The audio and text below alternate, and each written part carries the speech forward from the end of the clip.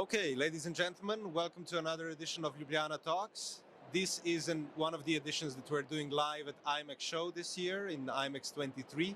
And it's a distinct pleasure that myself, Jan Oršić from Ljubljana Tourism Convention Bureau, and Gorazd from Toleranza Marketing are having a really special guest, Steve O'Malley from Maritz. So, Steve, thank you very much for your time. An absolute pleasure to have you, and we are really excited about this talk. As am I. Thank you. Well, we will start with the first question still. So the first question is, how is the vintage industry currently looking in the States or in Europe? What is your opinion about it? So I believe it's basically back healthy as it was pre-COVID. Certainly in the United States, what we've seen is the association and trade show market has recovered fully. Even though the exhibitor numbers are down, the guests that are actually coming to the events are back to where they were. And the healthy commerce that's taking place at events like the IMEX in America is absolutely back to where it was pre-COVID. I think there are still some questions in the United States in particular, and really I think the rest of the world, around the economic situation and whether or not corporations are going to be fully back to their pre-COVID health. But you know, that will clear in time. But right now I think the industry is very healthy. The industry in Europe for us has opened up completely. And we're excited about what the potential holds for the events industry going forward. I may say Maritz is such a huge player in our industry. I mean, you are really, I would say, one of the integral companies, especially from the point of view of US market. I think everybody knows Maritz. How do you see the changes in the behavior of your clients post-COVID? Do you see that there are differences that you're noticing? So probably the biggest difference is the shrinking of the time frame in which they're planning their events. They're doing it much closer in. We've had clients that have come to us and asked us to help plan a sales meeting for 1,700 people with 4 months notice. And finding space, really developing the experience. We had to counsel them to say, hey, we need more time than that. You need more time than that. Because it's also counseling our clients. You can't do things the way that you used to do and expect that you're going to be able to engage the individuals that you're inviting back into these experiences. Because I think people have changed. People want greater agency and control over how they're consuming the experiences that we're inviting them into. I think people have gotten very comfortable with the boundaries that they're putting up, basically saying, I'm not going to do certain things, right? And it's not going to be get there at 8 a.m. and go until 10 p.m. People need more time to, I think, digest the experiences that we're providing them. So I think that the shorter time frames, making sure that we're very sensitive to the needs of the individuals, which have changed dramatically, especially in sort of this distributed workforce era that we live in. And just the compression that's out there, and just finding the space, the opportunity, the hotels, etc. It still continues to be a challenge. Yeah, it's a thing that we were talking about before. That coming to an IMEX, and it's really exciting. There's so many things, and what you're saying is that you're noticing with your clients what we're noticing in our industry in a way. It's becoming overwhelming. And we are looking for basically, it's like a stage between from where we were before and to where we are going. So where would you like to see that we are going? Yes. So, I mean, I think even as you walk around now, IMEX here in Frankfurt, IMEX in America, you're going to see so many activations that are wellness or health centered. Hyatt, I would point you over there. Hyatt has an entire second booth that's devoted just to wellness. It allows for quiet time. It allows for people to have healthy food options. I think that's one of the things that we need to build in is just time and space for people to accept things, digest things in a different way. So I think that's one element. I think it's also aligning the content of whatever it is that you're doing, whether it's an incentive, a business meeting, an exhibition like this, with the values of the people that you're trying to invite in.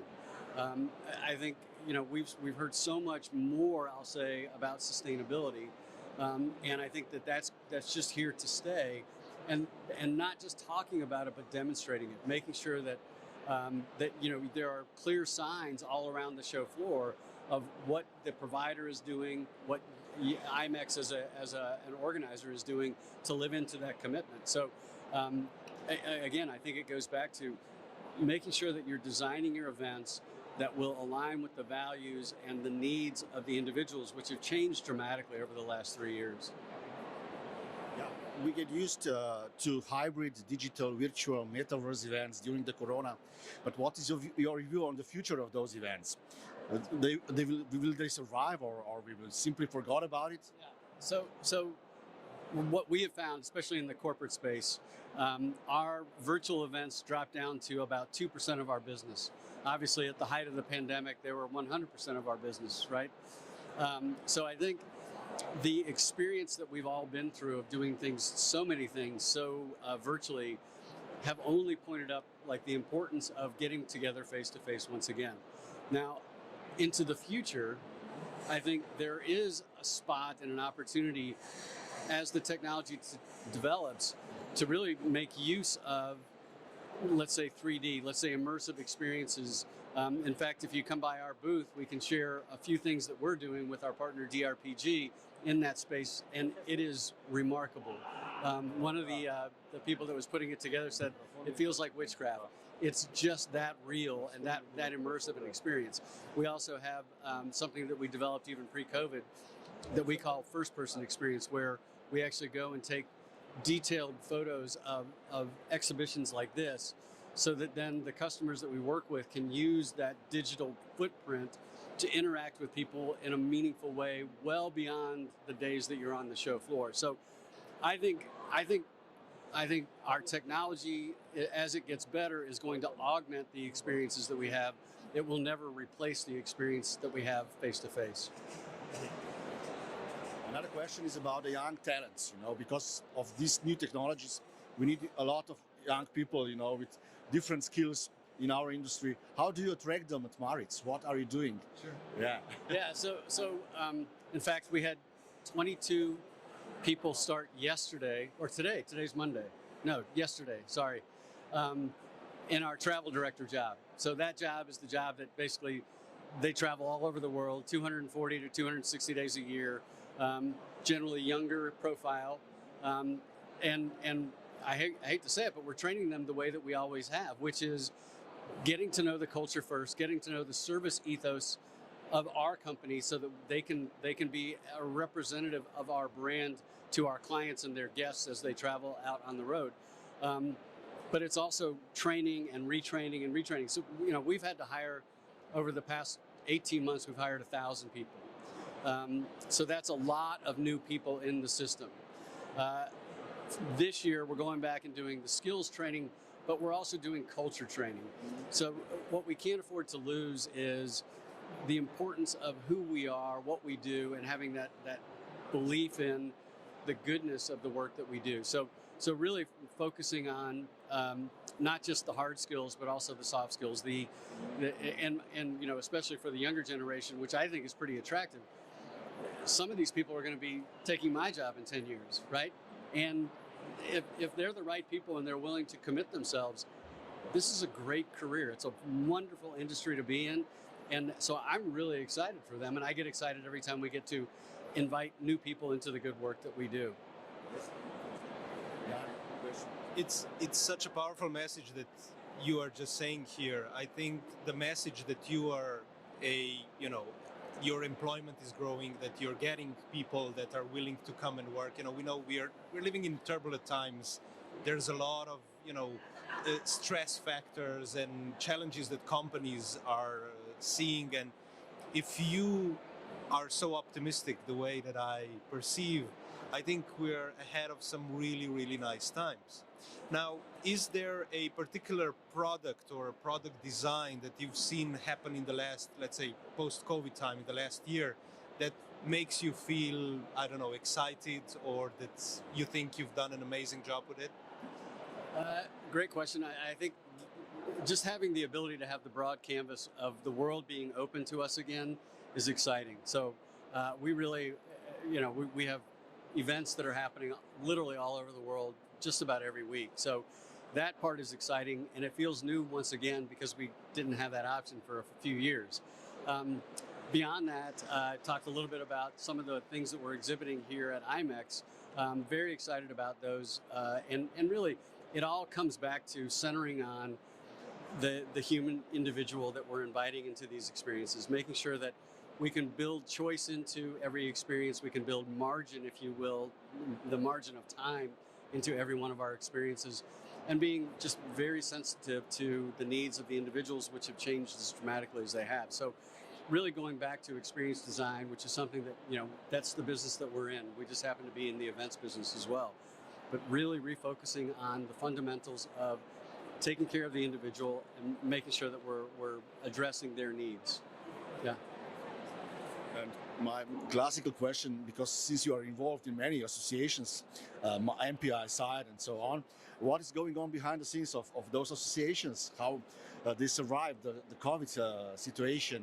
What is the future for them? Yeah. So I had the, good fortune and also challenge of being the chair of MPI while we were in the pandemic. And I actually got a bonus year. I got a second year in order to go through that, which, thank you. Exactly what I was looking for. But I can tell you that the mission and purpose of MPI, of SITE, of the associations, they've never been crisper. The crisis actually made the associations focus on what it was they were about. They're about providing benefit service to their members, also about providing benefit and being a guiding light, if you will, to the industry. MPI is very healthy. SITE, we just had SITE night last night. It's always a fantastic event to kick off IMEX. That was fully sold out, very healthy. SITE's 50th anniversary this year, so there's celebrations even going on this afternoon, so you can go by the SITE booth. I think it's at 3 p.m. to celebrate there.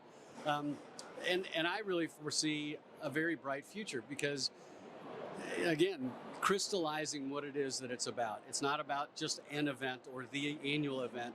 It's about providing greater value, greater programming, and really serving the industry very well. And I think both MPI and SITE are absolutely pointed in the right direction. And I feel that way about every association that we're part of. ICA, PCMA, they have all really begun to really focus on what it is that provides value and being good stewards of the investments that everybody, all the sponsoring community, puts into them. But again, I'm excited about that, and I think that, when we needed them the most, our associations really stepped up and delivered content and hope. And I think for that, we'll always be grateful. I can say that we are a proud member of many of the associations you mentioned, especially SITE, and this year we will have an event in Ljubljana, the Incentive Summit Europe. So we kind of feel that destinations that often were not perhaps as sought after are right now really, really look for, I think it's related to what you were saying about trying to find places where you can find a little bit of that peace of mind, a little bit of that personal experience. Is there a destination that you've discovered in recent times that made you go like, wow, this is different? So that's the hardest question in the world, because it's not like there's a new island popping up somewhere. And what I believe is every time I visit somewhere, the world just gets bigger, because I'll visit somewhere and people will ask, well, did you see this? And I'll say, no, I didn't. Now I really want to go back, right? And I was just sharing with you guys before we went live here, literally the trip that was canceled as a result of the world sort of shutting down was going to be my trip to Slovenia. And I was so looking forward to it because I think there was some sort of industry event you host the day, and I was going to go there and speak. And I tried as hard as I possibly could to get there. I tried rerouting through Paris and everything. And had I actually made the trip, I would have been stuck there for months, it turns out. But so your destination, which we have used time and again, but I've not had the good fortune to visit. I'm excited about what the potential holds there, because we may only know just a sliver of what Slovenia holds for the travelers that we get to work with. So there's much more to discover. And I do think that what's going on now all through the Middle East is very exciting as well. So for us, the world I honestly think it keeps getting bigger and bigger as there's so much developments taking place, so many new hotels opening that then basically allow a destination to be featured. That I'm very excited, but again, my disappointment knows no bounds that I wasn't able to come and visit your lovely destination. You're welcome to do so. Thank you. Well, I can feel you have a lot of passion about our industry. After all these years, this is amazing. But what is your message to younger generation entering the industry? Why they should join us, actually? Yeah. Why this industry is so beautiful, in your opinion? Yeah, so I do believe that we change people's lives and we change businesses through the experiences that we create and deliver. I know that we've all seen it. We've seen it in the eyes of somebody who just, celebrated an incentive victory, if you will. But I've seen it in business meetings too, where, we organized a very large business meeting for an automotive company, and one of the dealers came up to us afterwards and said, because of what this experience has meant to me, I'm going back and I'm basically not going to do business with anybody but that one original equipment manufacturer. We've had, it's funny enough, one of our longtime clients calls one of his children a Maritz baby because he says, well, and I've known this person for a long time. He's like, well, yeah, our middle son, you guys took us to, I think it was Tahiti, and I couldn't resist the advances of my wife, and that's where she got pregnant. So we do literally change lives. That's a funny story, but you see that smiles on the people's faces, the poignant moments that we deliver. People talk about what they get to experience in the events industry for the rest of their lives. For a young person coming in, come join the good work that we're doing. Come join changing people's lives for the better. And by the way, it's a fantastic industry to be in, to work with people like all of you, and to work with all of our partners and work with our great clients and just literally see some of the best things that you can possibly see in humanity through the event experience. And by the way, for the young people joining, you're the next generation of leaders. This industry will be yours. And that's pretty exciting too. Thanks a lot. We usually finish with short questions. Okay. First one is car or train? I wish I could say train, but in the United States, that's just not so much of an option. Okay. One more. Dinner or breakfast? I am not a breakfast person, so absolutely dinner. Yes, thank you. And the last one is from Jan. Well, I think that what you said, it's so powerful, and the questions that I would have, mountains or the sea? I'll say the sea, but actually, so I'm going to say the lake, but it's a big lake, okay? Lake Michigan. That is where our family goes on vacation, and for me, that is the best time of year is when I'm together with my family, relaxing right on the shore of Lake Michigan. That was so great. Thank you very much for all of this, and thank you for your time, and hope to see you on the next Ljubljana Talks again. Yes. Thank you. Thank you. Thank you both.